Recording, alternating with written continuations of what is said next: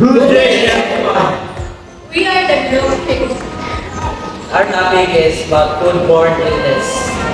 2, 3, 4. So we're going to tackle about foodborne illness.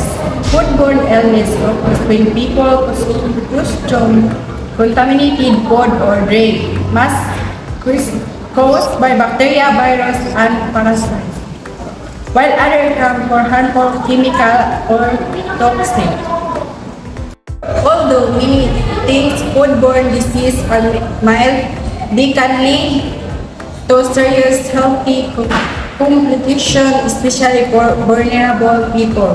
So, kaning foodborne illness, wala siya, matawag ka na bitang poisoning.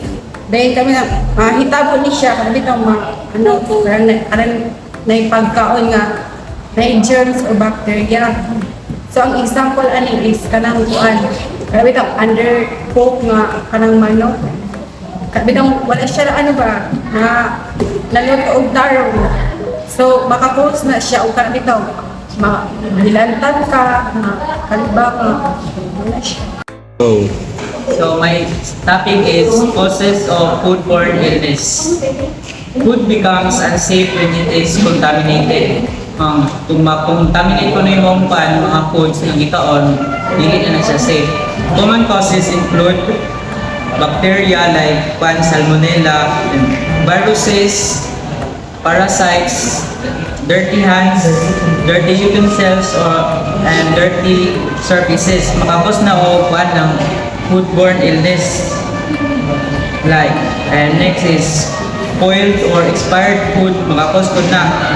And last is undercooked food, especially meat, eggs, and seafood. Mga dili ito mga pagkaon like lang sa karne, itlog, or mga seafoods. Then, this kung makapos ng foodborne illness when improper food storage such as leaving food at room temperature. This allows germs to grow and spread quickly, leading to illness. So, good day, everyone. So, I'm Lloydie.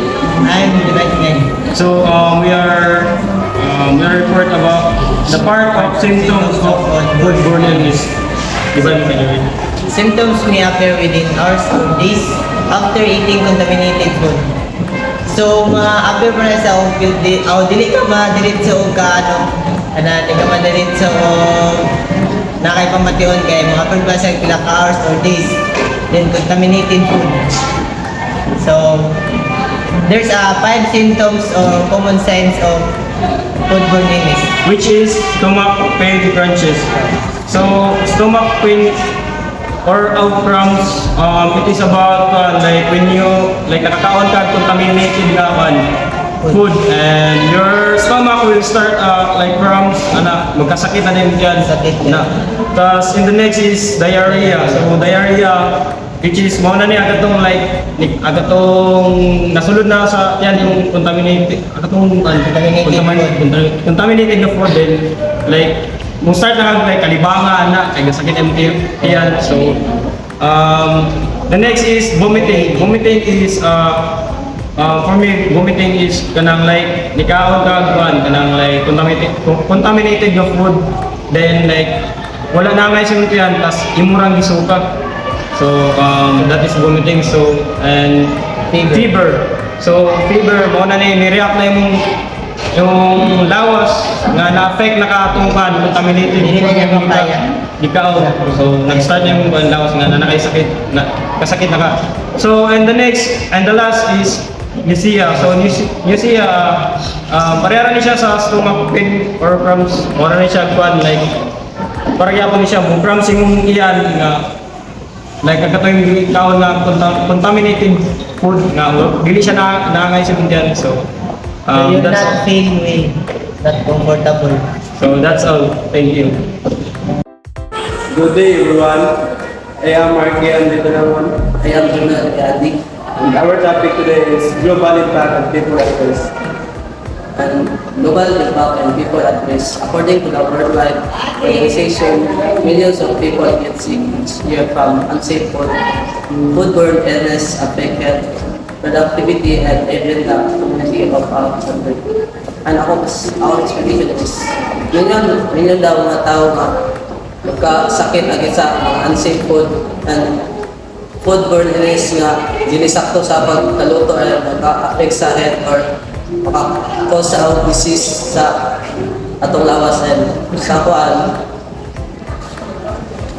Pwede po siya makasakpan sa country kay if sa mga restaurant ka dili ko talong o luto maka-cause po siya sa country. People at risk, una kaya young children. Young children may young children kay dinay pa kayo mga immune system kay wala pa tayo saktong pang lawas bata man. So it's like dali ikot sa sakit, disease. Yan. Elderly people. Kanang itong mga igawang na po, parehara sila ay hinay ng mga immune system kay dali na may sakit kay doon naglawas. Doon, tignan po kayo.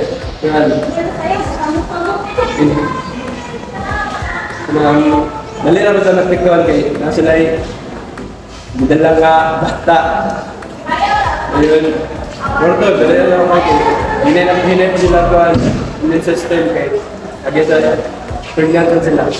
Yung last kay people with weak immune system, reduce with chronic illnesses, HIV, undergoing treatments or easily getting sick. Today, I'm going to tackle about on how to prevent foodborne illnesses. Food safety prevents sickness and protects families. Important prevention steps include wash hands before and after handling food. Like example, dapat maghugas sa tagkamot ay hatang muhawid og saba. Then, keep utensils and surfaces clean. Dapat yun nato hugasan og tarong ang mga utensils na atong gigamit og asa nato sila ibutang. Cook food truly, especially meat and eggs. Dapat iluto dyan nato siya sa saktong temperature dyan para walay something na makuhaan na bacteria sa food. Store food properly, refrigerate leftovers immediately.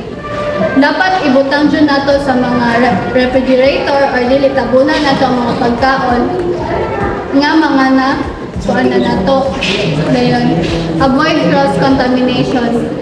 Keep raw and cooked food separate. Dapat i-separate nato ang raw food ug ang cooked na food para dili cross-contaminate ang mga pagkaon. Then dapat i-check nato ang expiration date sa mga pagkaon nga ato ang ginagamit para mag-prevent nato ang foodborne illnesses. And last but not the least is use clean water for washing and cooking.